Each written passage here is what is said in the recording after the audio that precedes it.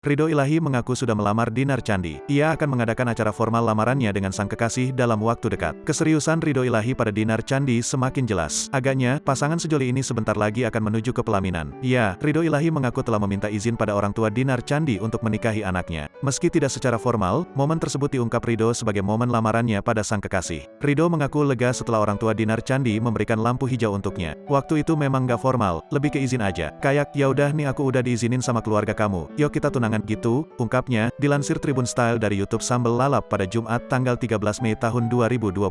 Lebih lanjut, Ridho dan Dinar Candi berencana akan menggelar acara lamaran secara formal dalam waktu dekat. Aku udah izin sama Dinar, sama keluarganya. Insya Allah tahun ini lamaran formalnya. Doain aja semoga lancar, tambahnya. Saat ditanya bocoran waktu kapan lamaran itu akan digelar, Ridho pun tak bisa memberikan klarifikasi secara pasti. Pasalnya, masih banyak hal yang harus mereka persiapkan sebelum hari bahagia itu tiba. Belum berani bilang tanggal sama bulannya. Cuma memang udah planning untuk jadiin tahun ini kita tunangan, kata Ridho. Saat ini, baik Ridho dan Dinar Candi masih sama-sama fokus pada pekerjaan mereka.